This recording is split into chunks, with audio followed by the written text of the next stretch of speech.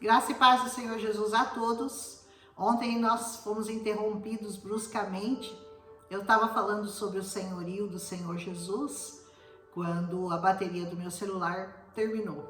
E aí, como eu não sei emendar, né? Não sei editar, sou uma profissional, só que não.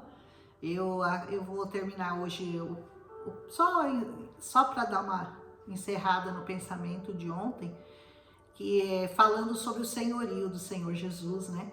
Na nossa vida, quando muitas pessoas, quando você oferece a elas aceitarem ao Senhor Jesus como Salvador, elas estão muito dispostas a querê-lo como Salvador.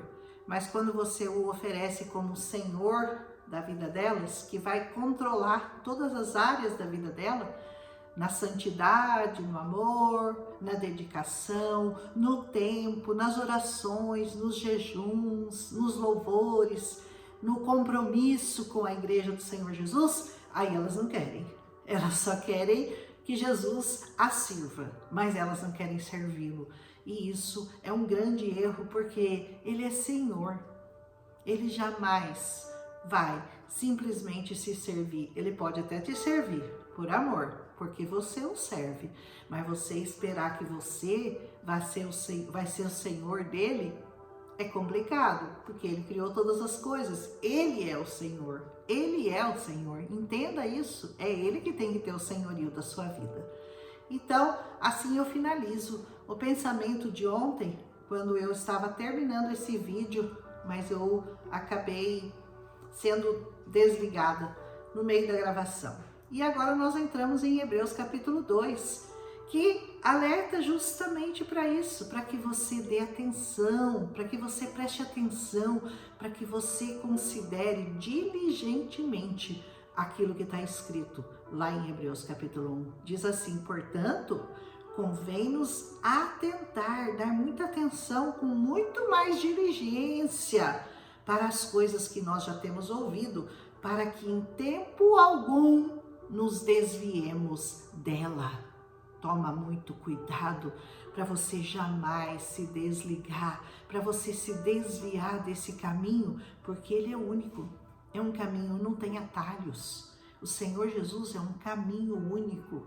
Se você se desviar desse caminho, você vai estar numa situação de miséria total, uma situação de desalento, uma situação de destruição, aqui e na eternidade. Então, ouve com muita atenção e procura nunca, jamais desviar-se desse caminho.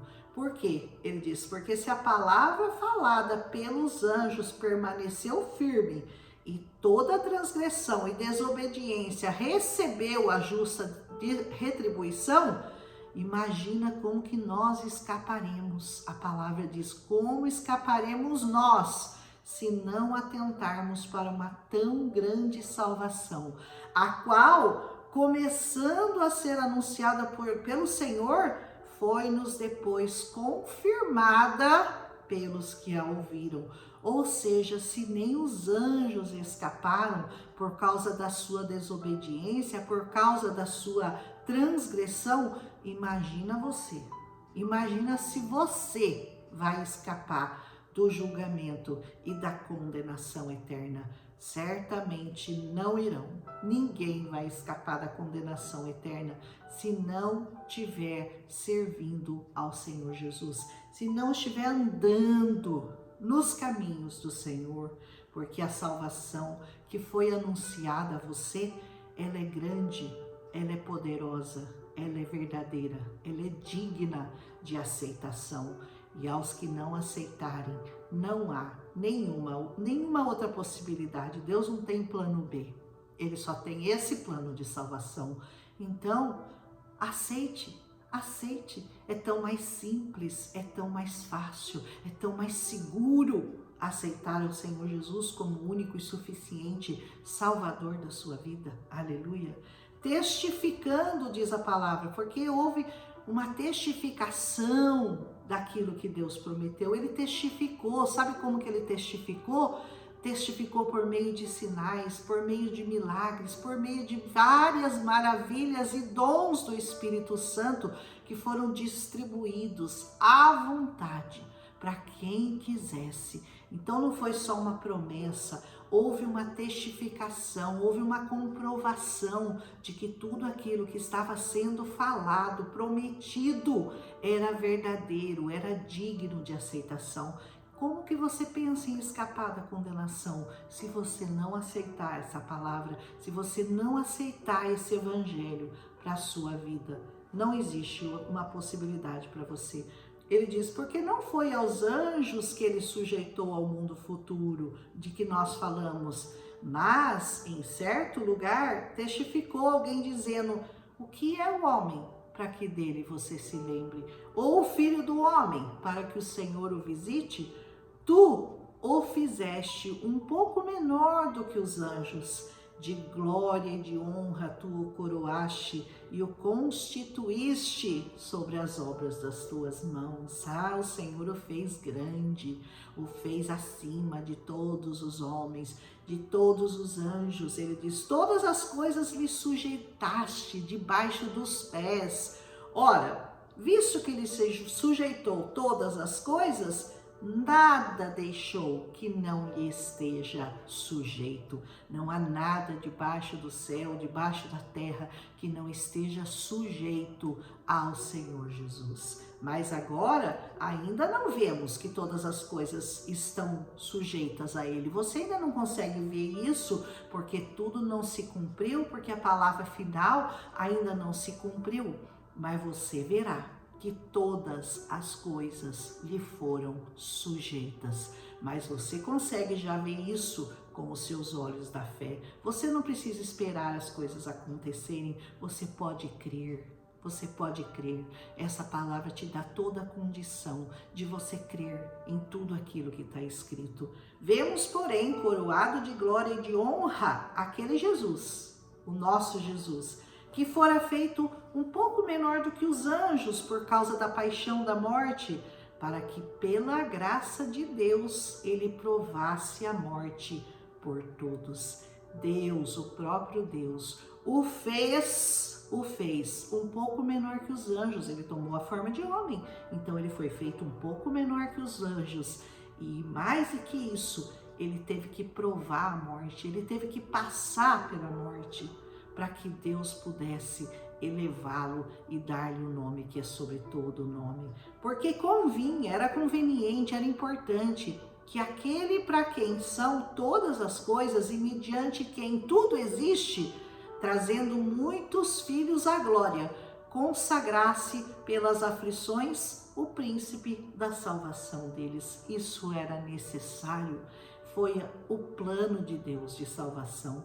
Porque assim o que santifica como os que são santificados são todos de um, por cuja causa não se envergonha de lhes chamar de irmãos. Somos todos irmãos em Cristo. Ele é o primogênito da criação e todos nós recebemos a herança que ele vai receber. A herança nos foi dada por meio da morte e da ressurreição de Cristo. Nós também que experimentaremos a morte, mas também passaremos pela ressurreição. Seremos ressuscitados com ele naquele dia que o Senhor tem preparado, dizendo, anunciarei o teu nome aos meus irmãos, cantar-te-ei louvores por meio da consagração. É isso que você tem que aprender a fazer. Você tem que aprender a estar unido com pessoas que têm a mesma fé que você, que são seus irmãos em Cristo, e louvar o nome do Senhor junto à congregação aonde você está reunido, onde você está congregando. Isso é uma ordem do Senhor Jesus, não é uma opção sua fazer ou não fazer. É ordem, e ordem a gente obedece. Então, anuncie o nome do Senhor Jesus aos irmãos e cante a ele louvores no meio da congregação. E outra vez ele diz, porém nele a minha confiança. E mais uma vez diz, eis-me aqui a mim e os filhos que Deus me deu. Olha como o Senhor vai apresentar você diante do Pai. Eis aqui os filhos que o Senhor me deu. E visto como os filhos participam da carne e do sangue, também ele Senhor Jesus, participou das mesmas coisas, para que pela morte ele aniquilasse aquele que tinha o império da morte, isso é, o diabo. O Senhor Jesus foi lá no inferno e tomou a chave da mão do diabo, da morte. Ele tomou aquela chave e agora ele tem domínio sobre a morte. Então, o último inimigo que tinha que ser aniquilado, que é a morte, o Senhor Jesus tirou das mãos do diabo. E livraste todos os que com medo da morte estavam por toda a vida sujeitos à servidão. Então o Senhor foi lá e ele liquidou o império das trevas e da morte. Porque na verdade, ele não tomou os anjos, mas ele tomou a descendência de Abraão.